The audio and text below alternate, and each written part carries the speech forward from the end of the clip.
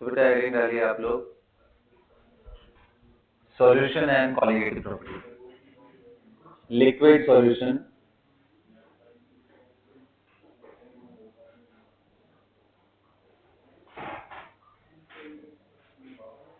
Colligative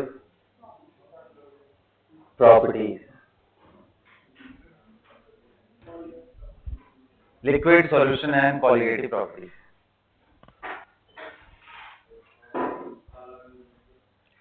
liquid solution and colligative properties. चलो तो सबसे पहले देखते हैं, सबसे पहले मुझे ये बताओ, what do you understand by the term solution? तो सॉल्यूशन क्या?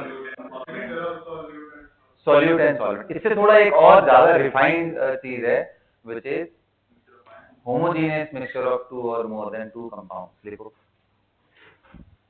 Homogeneous mixture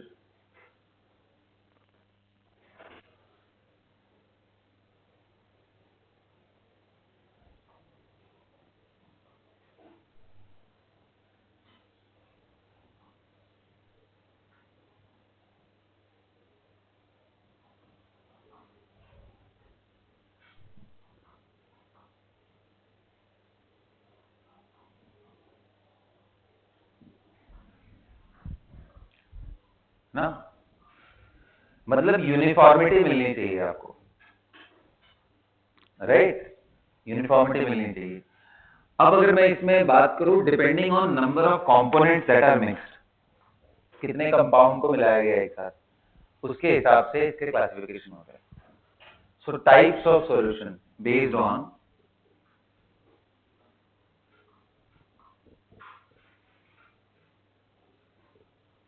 number of components mixed together। सबसे पहला लेते हैं कौन सा? Binary solution. क्या मतलब हुआ? when two components are mixed together, when solution is formed by mixing two components,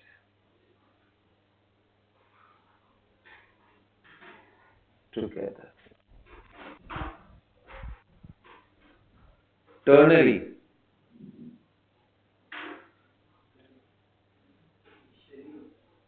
हाँ,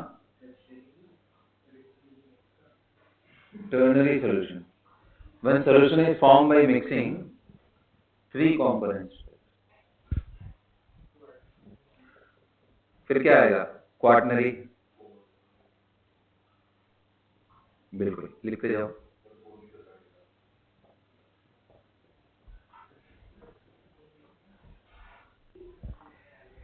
Similarly, pentanary, hexanary and so on। Dot जितने भी जाएंगे पॉलिनरी, ठीक है। अरे मतलब ऐसे टू के बाद भी पॉलिनरी बोल सकते हो, जस्ट किडिंग, इतना ही आता है यार पूछने के लिए। बाइनरी, टर्नरी और ये सब, ठीक है। Got it? नोट कर लिया? अगला समस्या।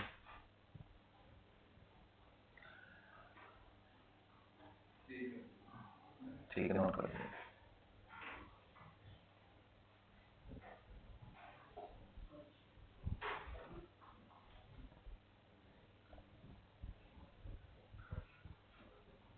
अब देखो बेटा, सॉल्यूशन को अगर मैं ब्रॉडली देखने की कोशिश करूं, तो सॉल्यूशन कंसिस्ट ऑफ, अगर मैं सिर्फ बाइनरी की बात करूं, I am talking about binary solution, तो दो कंपोनेंट है इसमें, ए एंड बी। अब इन दोनों में किसी एक को सॉल्यूट बोलेंगे और किसी एक को,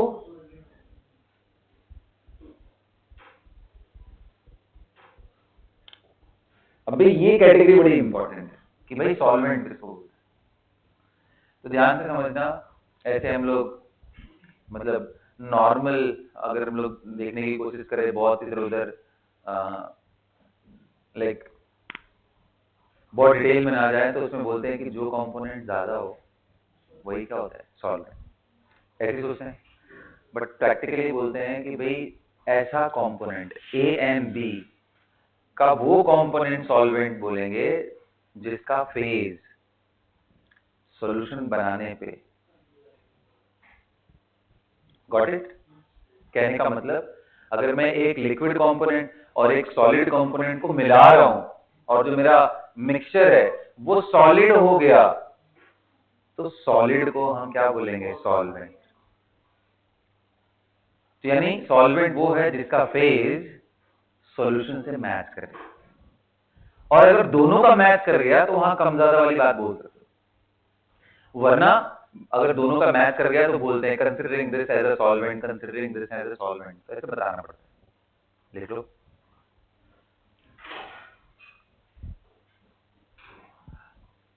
लिखो, solvent is that component of the mixture, solvent is that component of the mixture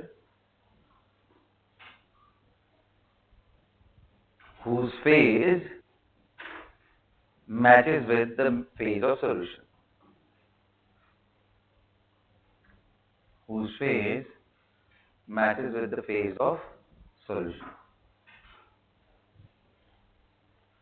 whose phase matches with the phase of solution। Example में लिखो, एग्जाम्पल में लिखो, ध्यान से सुनो, ध्यान से सुनो। CuSO4 ये सॉलिड होता है बेटा, हाँ जी, CuSO4 इज सॉलिड।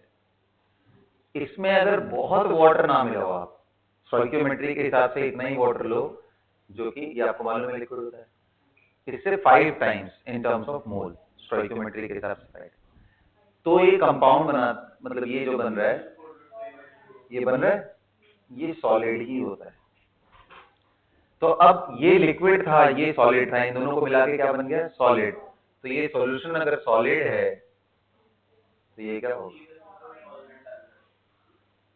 और यही क्या होगा, क्योंकि सॉल्यूशन का जो फेज है और जिस मतलब जो कंपोनेंट का फेज मैच कर रहा है उसी को हम क्या बोलते हैं। लिखो, देखो, if copper sulfate and liquid water is mixed such that it forms CuSO4.5H2, in this case which will be taken as solvent, solid copper sulfate will be taken as solvent। But देखो most cases में क्या होता है, अगर मैं ले लूं ये CuSO4 और H2O ले लूं एक्सेस में, तो पता है क्या हो जाएगा, ये CuSO4 एक्वस हो जाएगा। कहने का मतलब अब ये लिक्विड हो गया, तो लिक्विड किसके साथ मैच कर रहा है, H2O के साथ। In this case H2O will be considered as solvent. Note करके लिख लो द अदर केस।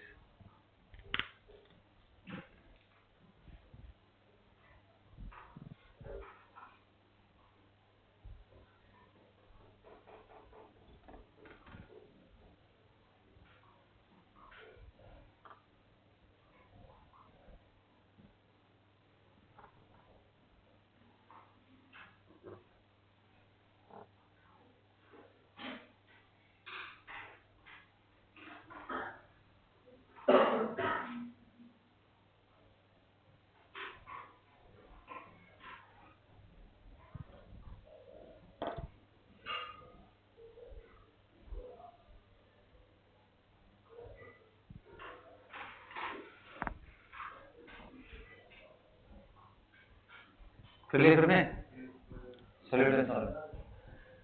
अब देखो हम लोग क्लासिफिकेशन करने जा रहे हैं based on the phases of solute and solvent. देखो, types of solution based on types of solution based on the phase of solute and solvent mixed, based on the phase of solute and solvent mixed। Based on the phase of solute and solvent mixed. क्या होता है इसमें? तो देखो इसके total 9 types बनेंगे। ठीक है बेटा, कितने टाइप्स बनेंगे? तो सबसे पहला कैटेगरी मैं दिखा रहा हूं, पहले समझ लो, उसके बाद नोट करना है पूरा टेबल। मैं यहां ले रहा हूं सोल्यूट,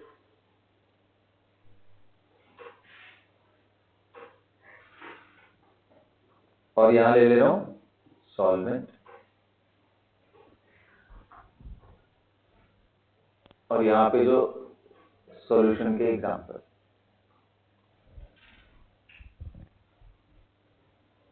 तो सबसे पहला मैं ले रहा हूं कि भाई सोल्यूट सॉलिड और सॉल्वेंट लिक्विड हो जाए, जिसको हम क्या बोलते हैं? Solid in liquid.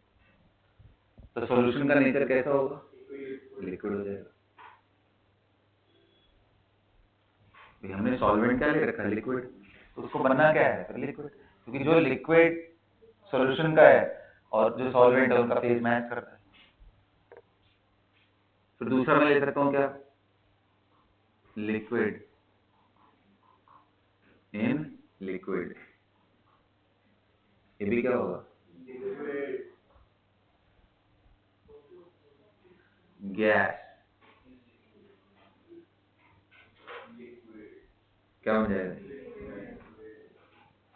इसलिए इन तीनों को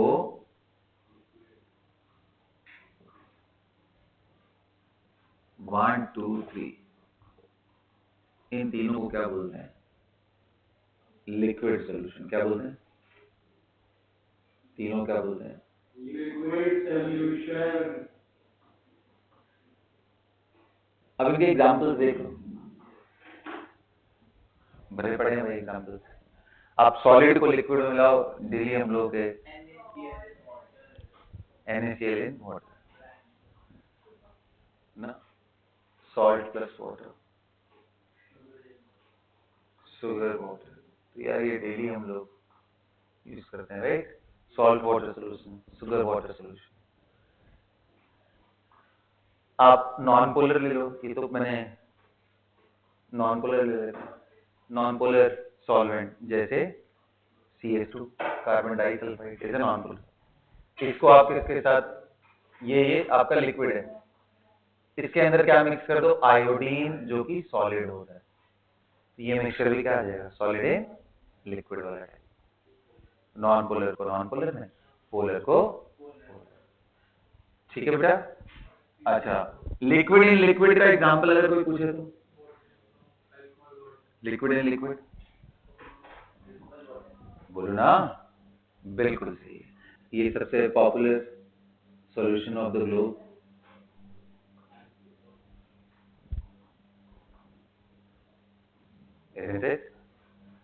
कोई भी दो लिक्विड ले लो, लेकिन याद रखना पोलर पोलर के साथ, नॉन पोलर नॉन पोलर। जैसे लिक्विड में मैं बात करूं तो ब्रोमीन को आप किसके साथ मिला दो? CH2 लिक्विड के साथ। So this will be another example. आई भाई गैस इन लिक्विड का, तो गैसेस भी लिक्विड में डिसॉल्व रहते हैं। ऑक्सीजन, ये ऑक्सीजन एंड कार्बोनेटेड वाटर आप बोल सकते हैं। What is this? CO2 mixed in water. कौन सा वाटर बोलते हैं इसको? स्पार्कलिंग वाटर, कार्बोनेटेड वाटर, है ना? एंड ऐसे ही आप समझ लो भाई, कोई भी गैस ले लो यार, CO2 इन वाटर तो हमने देख लिया। ऑक्सीजन भी आपको वाटर में प्रेजेंट रहता है, बिल्कुल डिसॉल्व फॉर्म में रहता है बेटा। अगर नहीं रहे ना तो सारी एक्वेटिक लाइफ खत्म हो जाएगी ना। So it used to be there, पूरी मछलियां मर जाएंगी। So oxygen in water, nitrogen in water, oxygen in water. चलो, तो यही सॉल्यूशन टोटल हमें पढ़ना है 3 के बारे में। बाकी सिर्फ इंट्रोडक्शन है, इनके बारे में डिटेल पढ़ना है ना। आते हैं नंबर 4 पे, कौन सा है? Solid in liquid, liquid in liquid, gas in liquid. इसके बाद आते हैं, मैं सॉल्वेंट क्या ले लूं? हाँ जी, सॉलिड लिक्विड। तो सॉलिड, फिर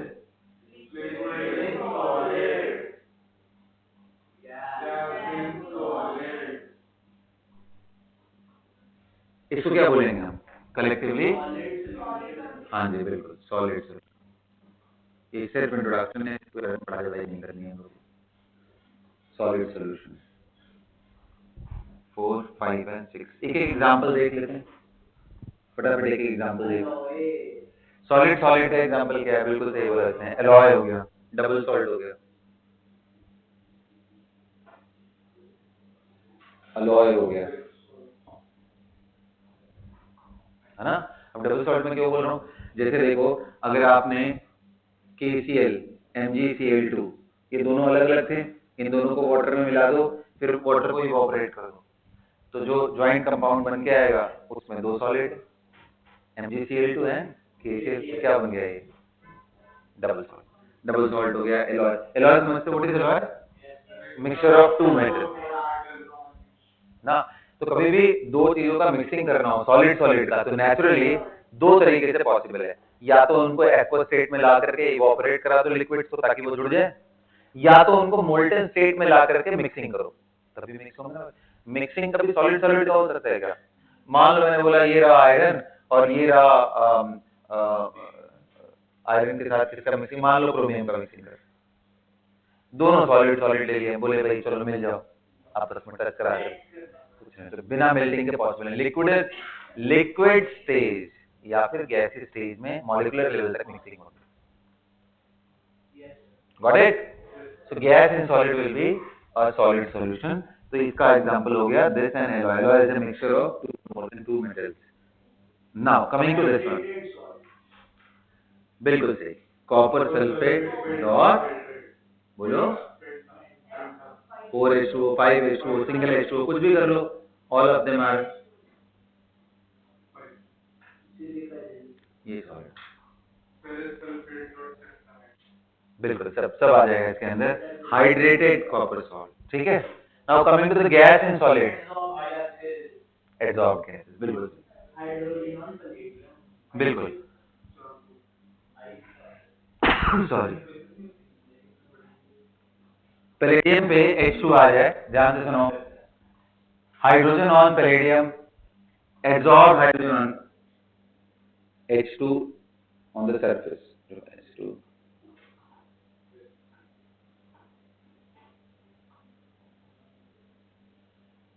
प्लैटिनम या पैलेडियम, हाँ क्यों नहीं, निकल प्लैटिनम पैलेडियम तीनों एक ही ग्रुप के ना। नंबर 7, 8 एंड 9 पे आते हैं हम लोग गैस सॉल्यूशन के बारे में बात करते हैं। Solid in liquid in gas, last क्या हो? गैस इन,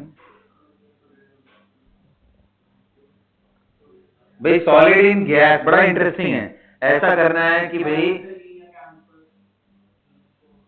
बिल्कुल सही, कैम्फर ले लो,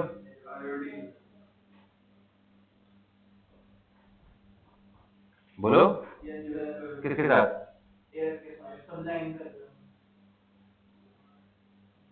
कैम्फर सॉलिड होता है, एयर आपको मालूम है सॉलिड नहीं। आप कहोगे सर वो तो ऐसा नहीं होगा कि कैम्फर गैस का और एयर गैस का मिक्सचर है। तो कैम्फर उस टेम्परेचर पे सॉलिड स्टेट में एग्जिस्ट करता है। अलग बात है कि ये इवोपरेट होता जा रहा है अपने आप मिक्सचर। उस पर्टिकुलर टेम्परेचर पे उसका क्या फेज है उससे हम लोग डिटरमाइन होता है ना। हाँ हाँ वही कपूर यार, कपूर चलो, कपूर का गैस में सोल्यूशन, उसको छोड़ दोगे तो भी हो जाएगा, बर्न करने की जरूरत नहीं है। हाँ any solid which are volatile in nature, volatile solid plus gas का मिक्सचर आप बोल सकते। ड्राई आइस बोलना ठीक नहीं है, ड्राई आइस तो सॉलिड CO2 को बोलते हैं। नहीं बेटा मेरी बात सुनो, सॉलिड जब आप बोल रहे हो तो आप वो टेम्परेचर डिफाइन करो। When you want to say कि mixture of dry ice with air, that can also act. In that case आपको बोलना पड़ेगा रूम टेम्परेचर पे पॉसिबल ही नहीं है, क्योंकि रूम टेम्परेचर पे तो CO2 गैस के फॉर्म में ही, तो गैसीय सॉल्यूशन हो गया। और इसका एग्जांपल देने का जरूरत है, लिक्विड इन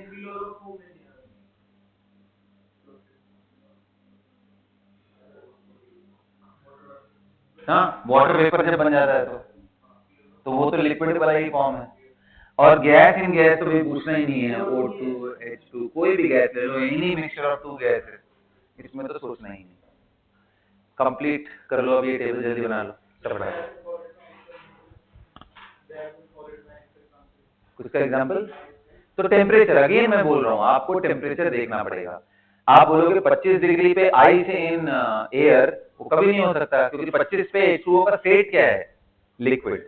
बट अगर आप बोलो कि -2 डिग्री पे आइस, इवोपरेटेड आइस के जो पार्टिकल्स होंगे, तो उसको आप सॉलिड है, गैस इन सॉलिड, मतलब सॉलिड इन गैस बोल सकते।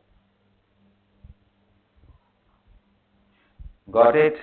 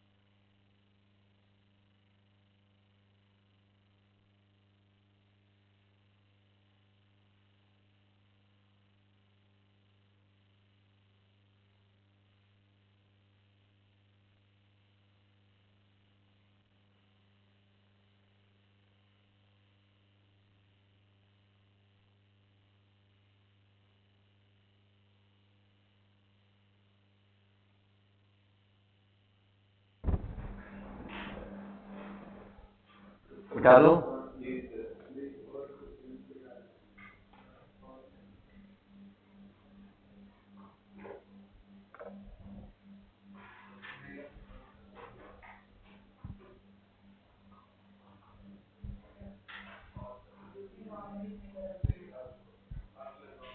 चलो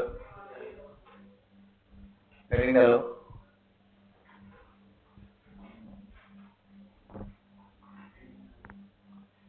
solubility, solubility.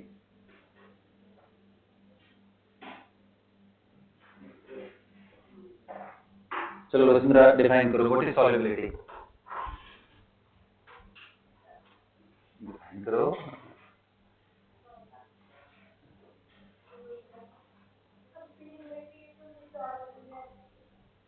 In water,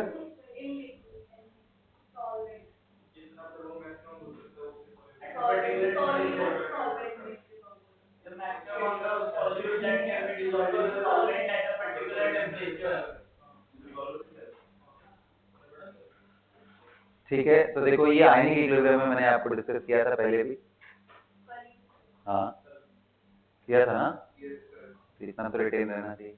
the maximum number of mole of solute that can be dissolve in unit volume of solvent. It can be anything. Liquid के बारे में पढ़ेंगे तो इसे लिक्विड बोलेंगे, नहीं तो किसी में भी लिखो।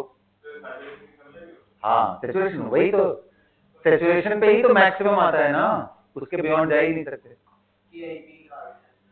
लिखो the maximum number of mole of solute that can be dissolved, the maximum number of mole of solute that can be dissolved in a unit volume of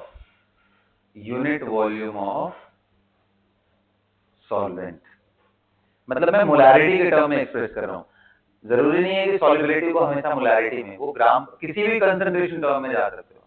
molarity common है इसलिए मैं मोलारिटी बोल रहा हूँ। आया बात समझ? बोलो भाई।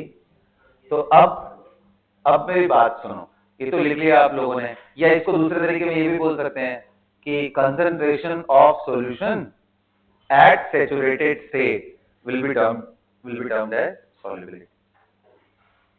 ये भी बोल सकते हो, दोनों एक ही चीज है। सैचुरेटेड स्टेट वैसा स्टेट है जिसमें अब अगर आप सोल्यूट डाल रहे हो तो वो डिसॉल्व नहीं हो रहा है, वो बाहर आ रहा है प्रेसिपिटेट होकर के। फिर एक चीज और बताते हैं, टोटल हमने कितने टाइप के सॉल्यूशन पढ़े थे based on liquid, solid and gas phases? 9 type. क्या इन 9 टाइप के लिए सॉल्युबिलिटी का कोई लिमिट होगा? क्या ऐसा नहीं हो सकता कि कोई दो चीज को जितना मर्जी चाहे उतना दूसरे में मिला दो? तो आंसर है ये। सो सॉल्युबिलिटी जहां पे इनफाइनाइट सॉल्युबिलिटी होती है, ऐसे चीज को बोलते हैं these two components are completely miscible. क्या बोलते हैं? कंप्लीट मिसिबिलिटी का मतलब क्या है? सॉल्युबिलिटी इनफाइनाइट हो गई, है ना। जैसे कोई भी दो गैसेस का मिक्सचर आप किसी भी अमाउंट में एक गैस को दूसरे गैस में मिलाओगे, आप मिक्स हो जाएगा। तो इसलिए सॉल्युबिलिटी का मेन इंपॉर्टेंस किन सॉल्यूशन के लिए नहीं है, उनमें गैसीय सॉल्यूशन के लिए, गैस इन गैस के लिए कंप्लीट मिसिबिलिटी। क्या होता है मिसिबिलिटी का स्पेलिंग बताओ?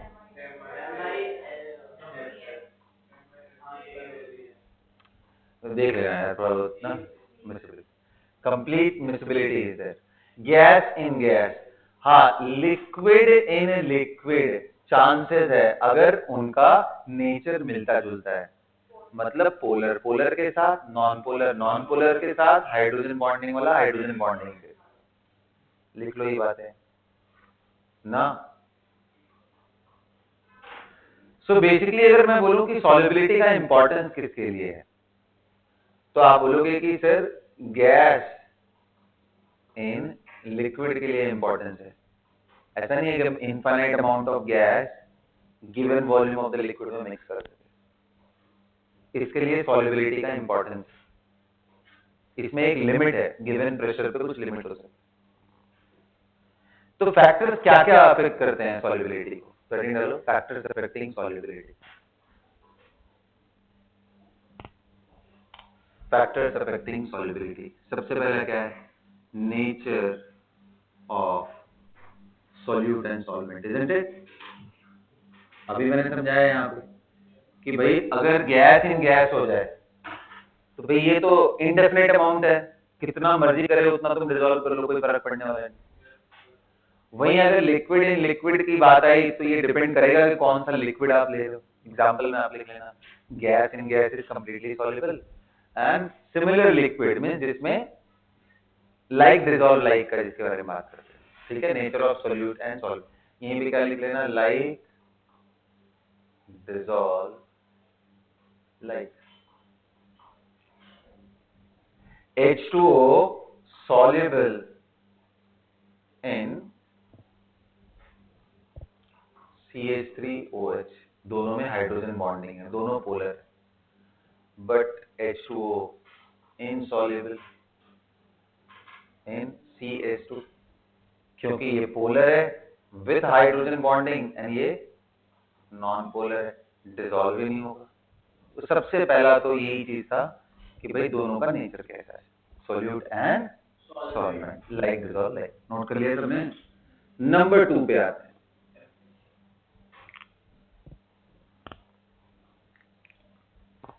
प्रेशर, ये प्रेशर का रोल तो देखो सभी टाइप के सॉल्यूशन के लिए थोड़ा बहुत आएगा, बट जिसके लिए सबसे ज्यादा आता है वो है किसी गैस का दूसरे लिक्विड के साथ या गैस का किसी सॉलिड के साथ मिक्सचर करो। इसका इंपॉर्टेंस देखो थोड़ा बहुत ये सभी तरह के सॉल्यूशन को अफेक्ट करता है, लेकिन जिसके लिए डोमिनेटिंग इफेक्ट है उसमें कौन सा नाम आता है? Gas in solid, gas in liquid, gas in solid and gas in liquid, gas in solid and gas in liquid, इनको वो बहुत ज्यादा प्रेशर अफेक्ट करता है, राइट? अगर आप प्रेशर इंक्रीज करोगे तो solubility of gas will increase in solid and in liquid. और ये चीज हमें पढ़ना भी है आगे चल करके, गैस का लिक्विड के अंदर सॉल्यूशन हमें पढ़ना है। और ये सॉल्युबिलिटी का जो रूल है वो हमें बताया था हेनरी साहब ने, तो इसलिए हेनरीज लॉ करके हमें पढ़ना है, ठीक है? और है इतना ही सिंपल सा जो मैंने आपको भी यहाँ समझाया, इससे ज्यादा कुछ नहीं। इसको नोट कर लो जल्दी। प्रेशर, तीसरा आता है किसका? टेम्परेचर।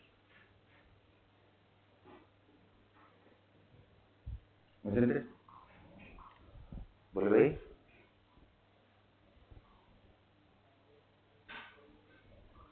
टेम्परेचर आएगा, बोलो। अब टेम्परेचर के केस में टेम्परेचर बढ़ाने पे सॉल्युबिलिटी बढ़ेगा या घटेगा या कुछ भी हो सकता है? राइट आंसर इज कुछ भी हो सकता है, क्योंकि जैसे मान लो आपने सॉल्यूट एंड सॉल्वेंट दोनों को मिक्स करके सॉल्यूशन बनाया, और एंथैल्पी ऑफ सॉल्यूशन अगर ये एंडोथर्मिक है तो टेम्परेचर बढ़ाने पे ये राइट साइड में मोर फेवरेबल होगा। As simple as that. ये बात हमने केमिकल इक्विलिब्रियम में भी पढ़ी थी कि टेम्परेचर बढ़ाने से एंडोथर्मिक रिएक्शन फॉरवर्ड ज्यादा जाते हैं। और ऐसे भी सोचो, इस रिएक्शन में एंडोथर्मिक का मतलब इसको हीट चाहिए, इधर से इधर जाने के लिए इसको हीट चाहिए, तो हीट दोगे तो और अच्छे से सॉल्यूशन बनेगा। तो लिख लेना, फॉर एंडोथर्मिक सॉल्यूशन या if mixing is endothermic, then on increasing temperature solubility increases. If mixing is what? Endothermic, then on increasing solubility. Okay, buddy? Okay, guys. Note it down. Chalo.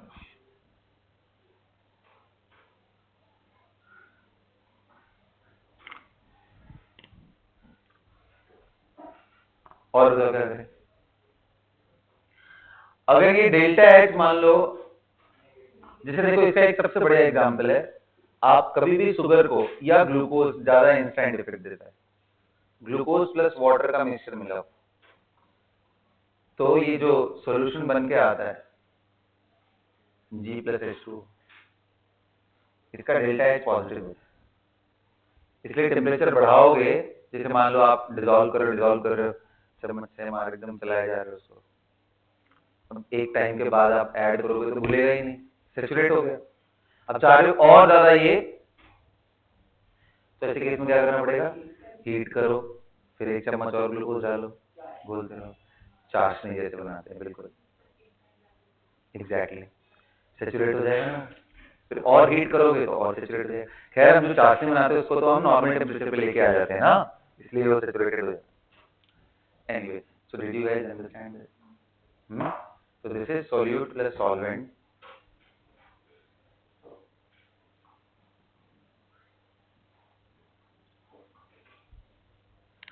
Got it?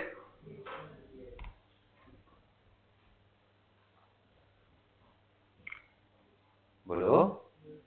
चलो दूसरा एक example लेता हूं, calcium oxide. Calcium oxide ये solid को अगर water के साथ मिक्स करते हो तो ये सॉल्यूशन जो भी बनता है, बन तो जाता है वैसे कैल्शियम हाइड्रोक्साइड, ये एक्वस, लेकिन इसका डेल्टा एच नेगेटिव होता है। टेम्परेचर बढ़ाने से सॉल्युबिलिटी डिक्रीज करेगा फॉर एक्सोथर्मिक चेंज। समझ गया ना? क्योंकि भाई इधर से इधर जब जा रहा है तो ये खुद ही हीट रिलीज कर रहा है, तुम इसको और हीट दोगे तो पीछे की तरफ आ जाएगा।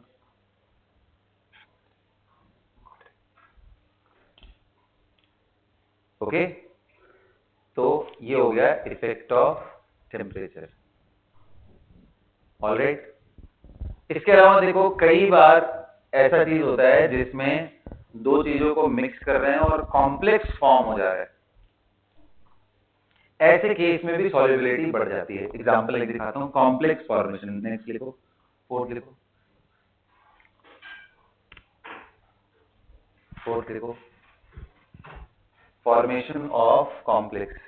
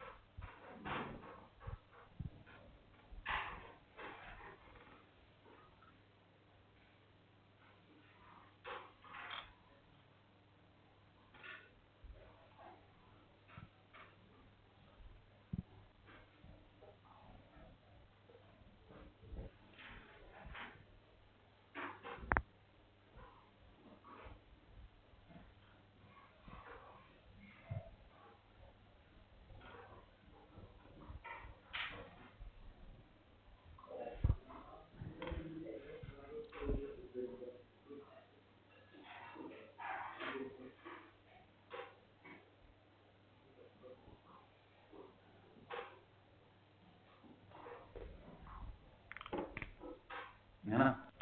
अब ध्यान से समझना, जैसे मान लो मैंने लिया एल्यूमिनियम क्लोराइड और इसको मिक्स कर रहा हूं किसके साथ?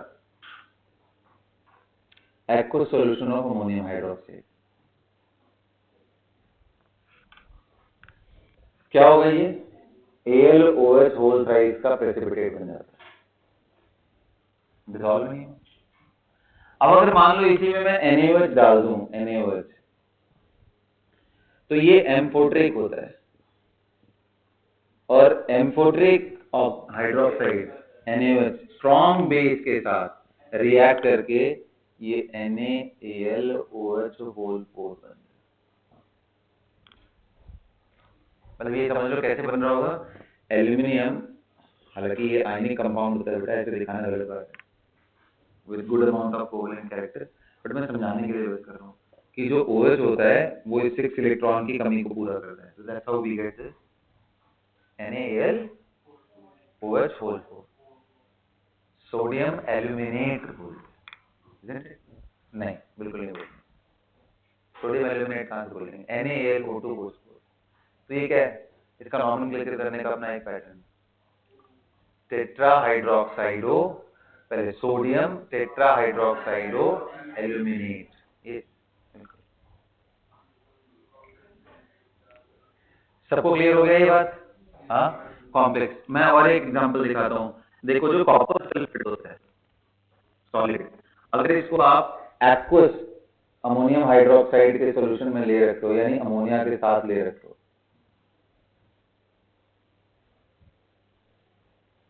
NH4,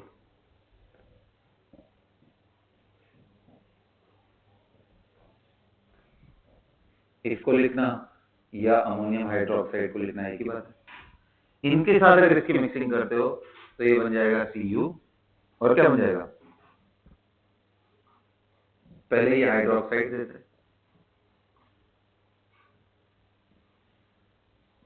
पीपीटी बनता है,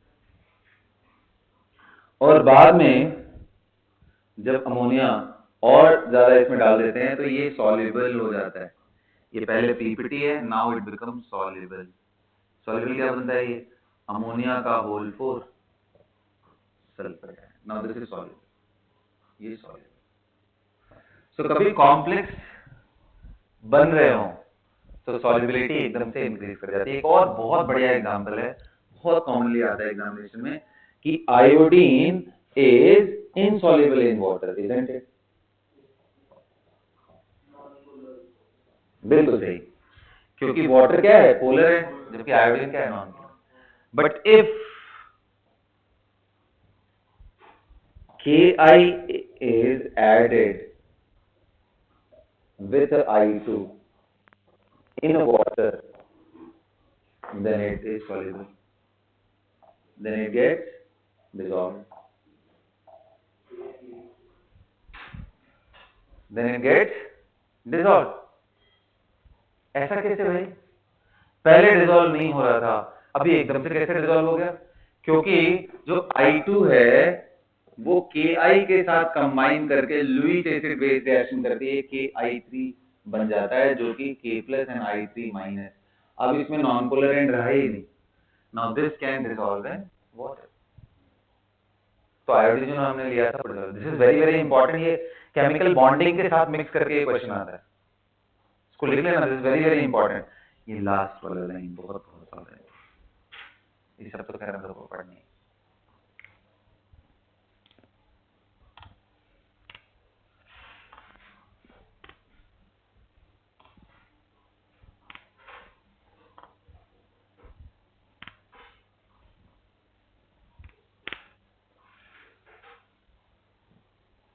सबको क्लियर हो गया यहाँ तक? बोलिए, मिटा दो.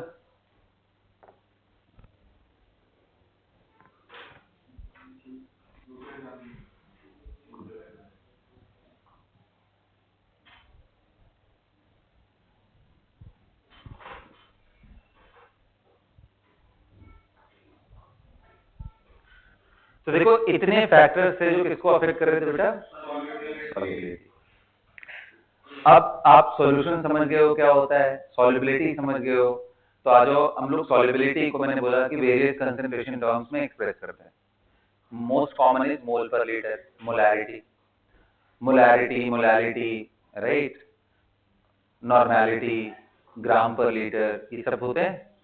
तो सारे कंसंट्रेशन टर्म्स हमने पढ़े हुए हैं ऑलरेडी, बट एक बार इसको फॉर्मूला लिख करके क्वेश्चंस के थ्रू वापस रिवाइज कर लेते हैं. देखते हैं आप लोग के दिमाग में कितना है. चलिए लिखिए, हेडिंग डालिए, कंसंट्रेशन टर्म्स.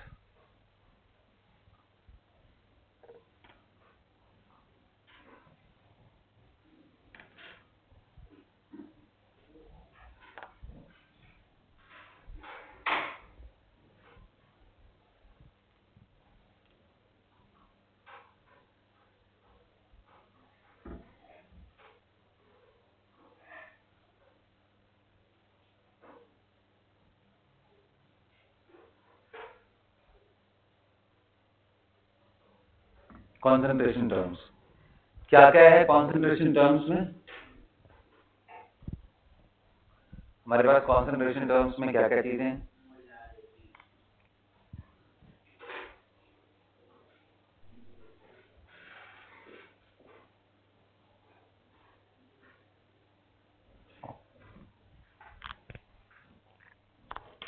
सबसे पहला पार्ट क्या है? मोलैरिटी. कैसे डिफाइन करते थे मोलैरिटी को? दिस इज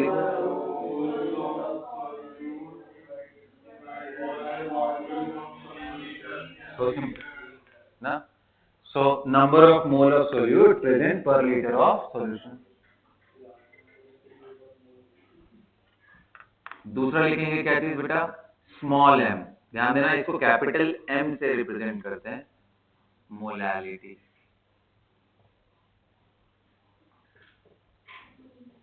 स्मॉल एम क्या होगा? Number of mole of solute upon mass of solvent in kg.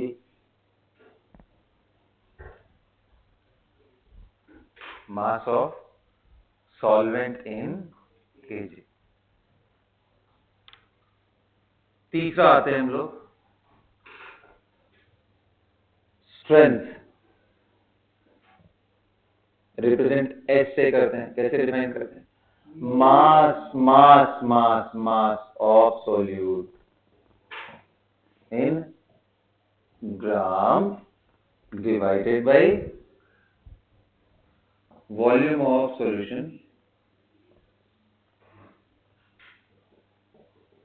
आप अगर इसको ध्यान से देखो तो आपको ये समझ में आएगा भाई, मोल से मास में जाना तो क्या करते हैं? मोल अगर हमें मालूम हो, उससे मास निकालना हो, तो मोल इनटू मोलर मास। तो अगर इसको ऐसे भी लिख सकते हो, मोल of solute into molar mass of solute divided by volume of solution in litre. और कितने लोग कह रहे हैं एन बाई वी, तो क्या होता है molarity, molarity molar weight of solute. ये भी करोगे तो आपको डायरेक्ट स्ट्रेंथ आ जाएगा।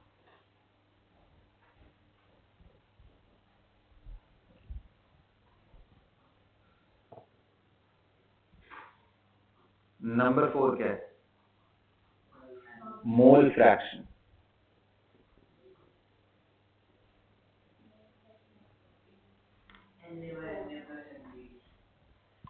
सो मोल फ्रैक्शन निकालने सबको आता है। What is mole fraction? What is mole fraction?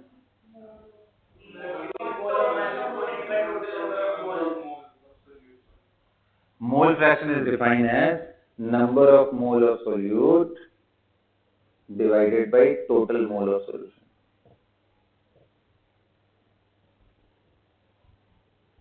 यही ना? या फिर इसको सबसे सिंपल तरीके से एक्सप्रेस करते हैं। मान लो 3 कंपोनेंट आपने मिला रखा है ए बी सी, एक का मोल Na, एक का मोल Nb, एक का मोल Nc। तो क्या लिखूंगा? अगर मान लो इसमें मेरे को मोल फ्रैक्शन ए का निकालना हो, मोल फ्रैक्शन ए का, तो क्या बोलोगे? हाँ जी, Nb प्लस Nc। और यहीं पे x भी लिखना हो तो Nb by Na plus Nb plus Nc। और इसी को लिखना हो तो xc by number of mole of C upon Na plus. तीनों को जोड़ लो तो Na plus Nb plus Nc divided by तीनों का सम, मिलेगा कितना आ गया? Sum of mole fraction of each component is equal to 1। Note कर लिया? फिफ्थ पार्ट पे आते हैं, वो क्या है? Normality. Normality. How do we define normality? Normality is defined as number, capital N से represent,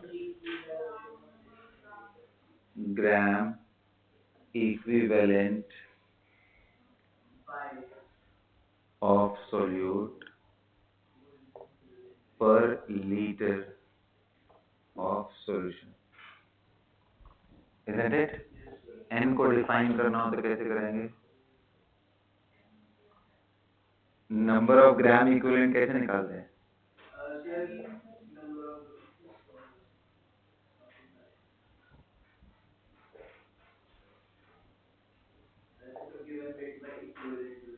कैसे करते हैं इसको?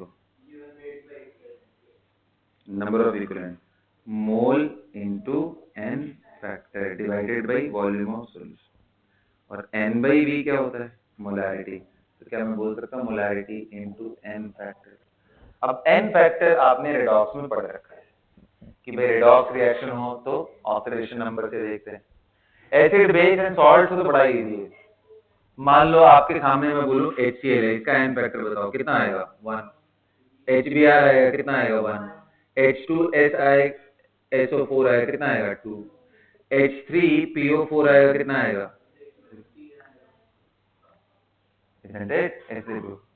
H3PO3 आएगा तो कितना आएगा? H3PO2 आ गया तो कितना? अच्छा, ये डिक्रीज क्यों कर रहा है? हाइड्रोजन तो 3 है, क्योंकि हाँ जी बिल्कुल सही, H3PO4 का स्ट्रक्चर तो ये है, लेकिन H3PO3 का स्ट्रक्चर कैसा है? ऐसा, जिसमें PH लिंकेज हो गया, ये टूटा नहीं। तो जितने H प्लस दे सके कोई एसिड, वही उसका n फैक्टर। तो यहां तक आते आते क्या हो जाएगा? 1। क्वेश्चन करें अब? लिखे।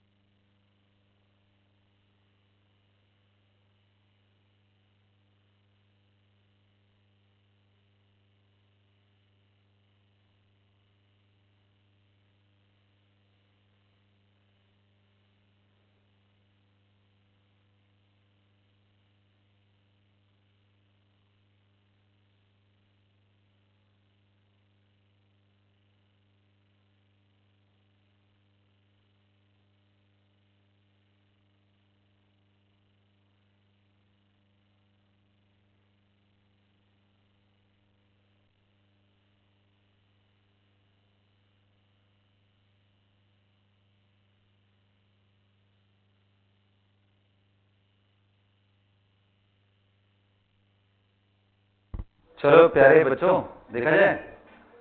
आइए सबसे अच्छा एक एक करके खत्म करते हैं ना। मोलैरिटी कितनी आएगी? 1/2। हाँ जी हाँ जी हाँ जी 0.5। देखो इसको ना एम भी लिखा जाता है, 0.5 एम। एम का मतलब मोलर।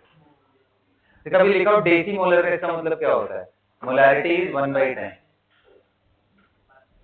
बोल रहे हैं मुझे। अच्छा, मोलैरिटी निकालना तो इस बार कितने लोग कह रहे हैं? 1 मोल अपॉन यहाँ पे मास चाहिए और सॉल्वेंट क्या है? वाटर, और उसका कितना दिया है?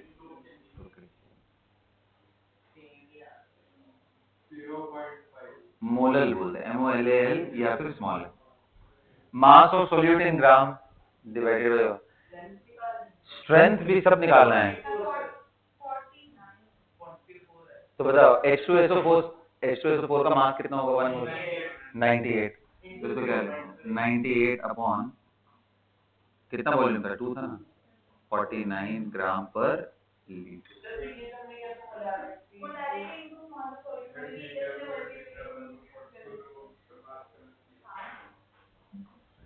ऐसे ही है, वो नहीं सुधरेगा। वो फिर बोलेगा ओ का क्वेश्चन हो गया।